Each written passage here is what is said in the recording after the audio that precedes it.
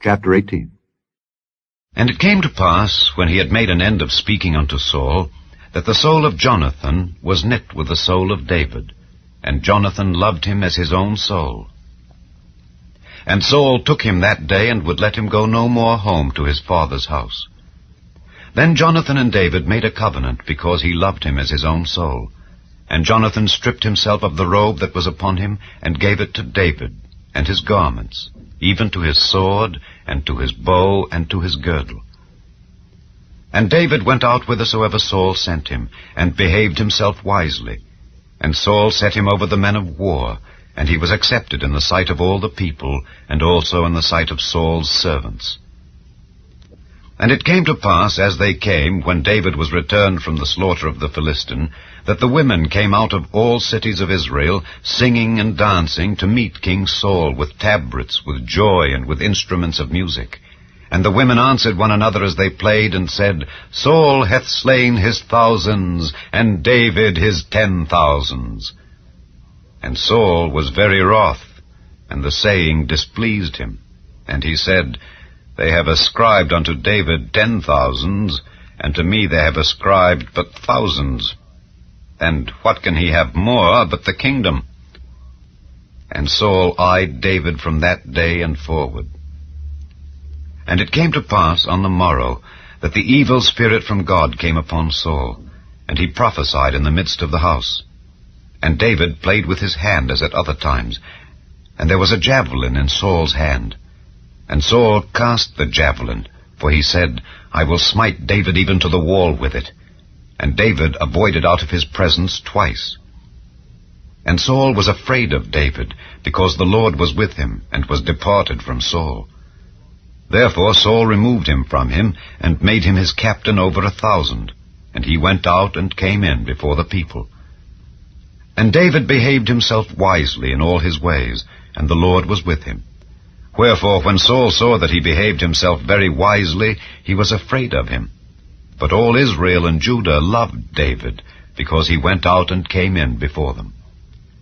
And Saul said to David, Behold my elder daughter Merab, her will I give thee to wife. Only be thou valiant for me, and fight the Lord's battles. For Saul said, Let not mine hand be upon him, but let the hand of the Philistines be upon him. And David said unto Saul, Who am I, and what is my life or my father's family in Israel, that I should be son-in-law to the king? But it came to pass at the time when Merab Saul's daughter should have been given to David, that she was given unto Adriel the Maholathite to wife. And Michal, Saul's daughter, loved David, and they told Saul, and the thing pleased him. And Saul said, I will give him her, that she may be a snare to him, and that the hand of the Philistines may be against him. Wherefore Saul said to David, Thou shalt this day be my son-in-law in the one of the twain.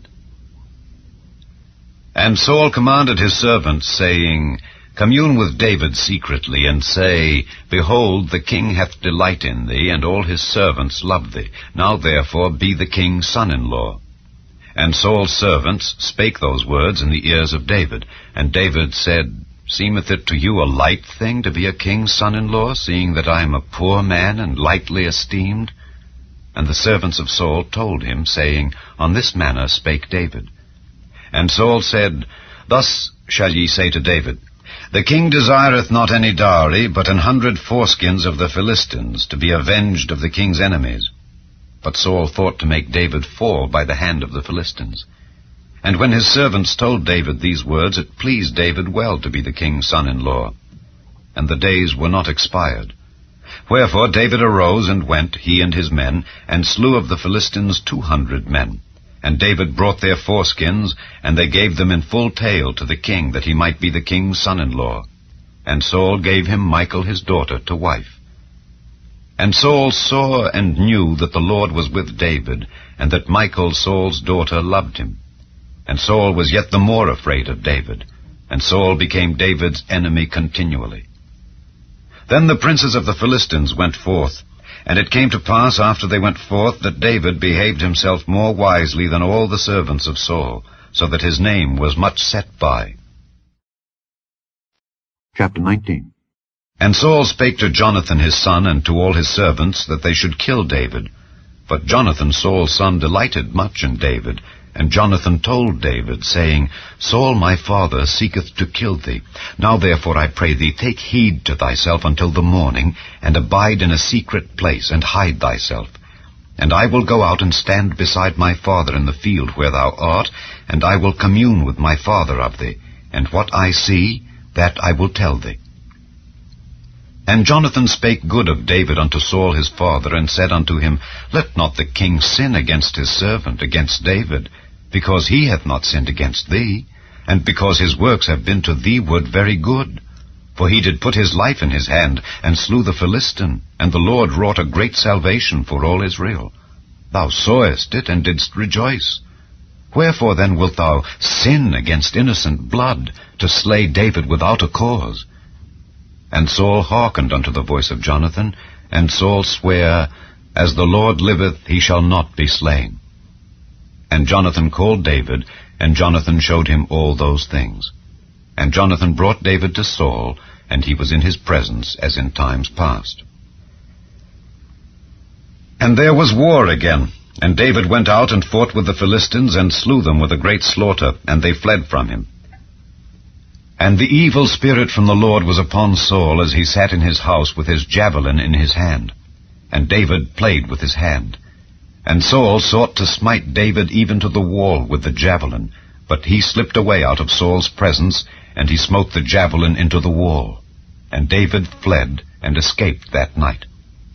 Saul also sent messengers unto David's house, to watch him, and to slay him in the morning. And Michal, David's wife, told him, saying, If thou save not thy life tonight, tomorrow thou shalt be slain.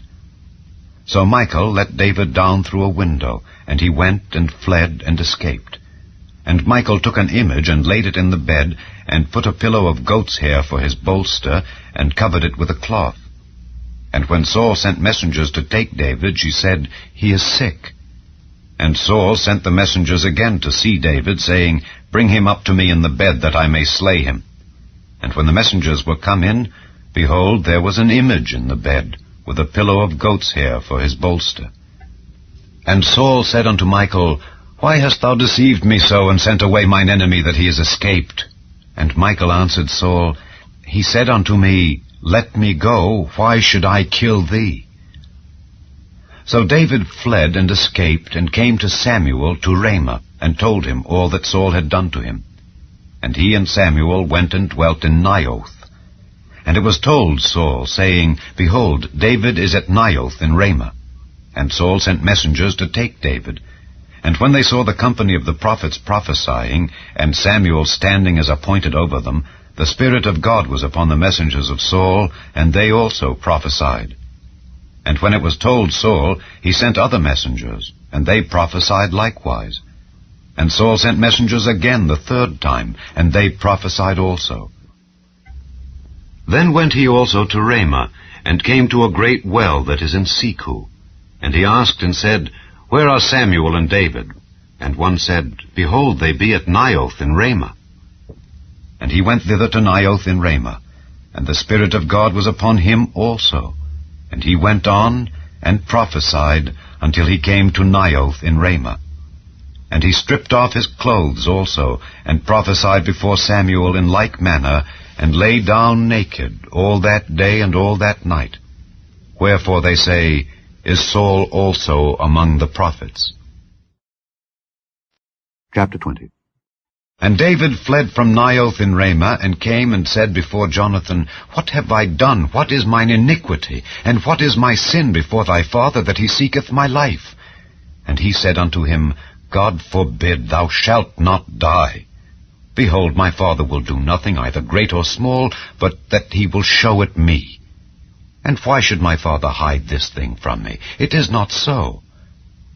And David sware moreover, and said, Thy father certainly knoweth that I have found grace in thine eyes, and he saith, Let not Jonathan know this, lest he be grieved. But truly, as the Lord liveth, and as thy soul liveth, there is but a step between me and death. Then said Jonathan unto David, Whatsoever thy soul desireth, I will even do it for thee. And David said unto Jonathan, Behold, tomorrow is the new moon, and I should not fail to sit with the king at meat, but let me go, that I may hide myself in the field unto the 3rd day at even. If thy father at all miss me, then say, David earnestly asked leave of me that he might run to Bethlehem his city, for there is a yearly sacrifice there for all the family. If he say thus, It is well, thy servant shall have peace. But if he be very wroth, then be sure that evil is determined by him. Therefore thou shalt deal kindly with thy servant, for thou hast brought thy servant into a covenant of the Lord with thee. Notwithstanding, if there be in me iniquity, slay me thyself, for why shouldest thou bring me to thy father? And Jonathan said, Far be it from thee, for if I knew certainly that evil were determined by my father to come upon thee, then would not I tell it thee? Then said David to Jonathan, Who shall tell me? Or what if thy father answer thee roughly? And Jonathan said unto David, Come, and let us go out into the field. And they went out both of them into the field. And Jonathan said unto David, O Lord God of Israel, when I have sounded my father about tomorrow any time, or the 3rd day, and behold, if there be good toward David, and I then send not unto thee, and show it thee, the Lord do so, and much more to Jonathan. But if it please my father to do thee evil, then I will show it thee, and send thee away, that thou mayest go in peace. And the Lord be with thee, as he hath been with my father. And thou shalt not only, while yet I live, show me the kindness of the Lord, that I die not, but also thou shalt not cut off thy kindness from my house forever. No, not when the Lord hath cut off the enemies of David, every one from the face of the earth. So Jonathan made a covenant with the house of David, saying, Let the Lord even require it at the hand of David's enemies. And Jonathan caused David to swear again, because he loved him, for he loved him as he loved his own soul. Then Jonathan said to David, Tomorrow is the new moon, and thou shalt be missed, because thy seat will be empty. And when thou hast stayed 3 days, then thou shalt go down quickly, and come to the place where thou didst hide thyself when the business was in hand, and shalt remain by the stone Ezel. And I will shoot 3 arrows on the side thereof, as though I shot at a mark. And behold, I will send a lad, saying, Go find out the arrows. If I expressly say unto the lad, Behold, the arrows are on this side of thee, take them, then come thou, for there is peace to thee, and no hurt, as the Lord liveth. But if I say thus unto the young man, Behold, the arrows are beyond thee, go thy way, for the Lord hath sent thee away. And as touching the matter which thou and I have spoken of, behold, the Lord be between thee and me forever. So David hid himself in the field, and when the new moon was come, the king sat him down to eat meat. And the king sat upon his seat, as at other times, even upon a seat by the wall. And Jonathan arose, and Abner sat by Saul's side, and David's place was empty. Nevertheless, Saul spake not anything that day, for he thought, Something hath befallen him, he is not clean, surely he is not clean. And it came to pass on the morrow, which was the 2nd day of the month, that David's place was empty. And Saul said unto Jonathan his son, Wherefore cometh not the son of Jesse to meat, neither yesterday nor today? And Jonathan answered Saul, David earnestly asked leave of me to go to Bethlehem, and he said, Let me go, I pray thee, for our family hath a sacrifice in the city, and my brother he hath commanded me to be there. And now, if I have found favor in thine eyes, let me get away, I pray thee, and see my brethren. Therefore he cometh not unto the king's table. Then Saul's anger was kindled against Jonathan, and he said unto him, Thou son of the perverse rebellious woman, do not I know that thou hast chosen the son of Jesse to thine own confusion, and unto the confusion of thy mother's nakedness? For as long as the son of Jesse liveth upon the ground, thou shalt not be established, nor thy kingdom. Wherefore now send and fetch him unto me, for he shall surely die. And Jonathan answered Saul his father, and said unto him, Wherefore shall he be slain? What hath he done? And Saul cast a javelin at him to smite him, whereby Jonathan knew that it was determined of his father to slay David. So Jonathan arose from the table in fierce anger, and did eat no meat the 2nd day of the month, for he was grieved for David, because his father had done him shame. And it came to pass in the morning that Jonathan went out into the field at the time appointed with David, and a little lad with him. And he said unto his lad, Run, find out now the arrows which I shoot. And as the lad ran, he shot an arrow beyond him. And when the lad was come to the place of the arrow which Jonathan had shot, Jonathan cried after the lad, and said, Is not the arrow beyond thee? And Jonathan cried after the lad, Make speed, haste, stay not. And Jonathan's lad gathered up the arrows, and came to his master. But the lad knew not anything. Only Jonathan and David knew the matter. And Jonathan gave his artillery unto his lad, and said unto him, Go, carry them to the city.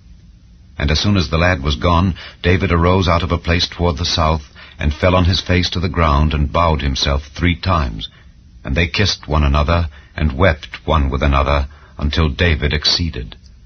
And Jonathan said to David, Go in peace, forasmuch as we have sworn both of us in the name of the Lord, saying, The Lord be between me and thee, and between my seed and thy seed forever.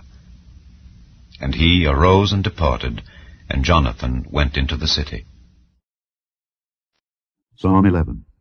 In the Lord put I my trust. How say ye to my soul, Flee as a bird to your mountain? For lo, the wicked bend their bow, they make ready their arrow upon the string, that they may privily shoot at the upright in heart. If the foundations be destroyed, what can the righteous do? The Lord is in his holy temple. The Lord's throne is in heaven. His eyes behold, his eyelids try the children of men. The Lord trieth the righteous, but the wicked and him that loveth violence his soul hateth. Upon the wicked he shall rain snares, fire, and brimstone, and an horrible tempest. This shall be the portion of their cup. For the righteous Lord loveth righteousness. His countenance doth behold the upright.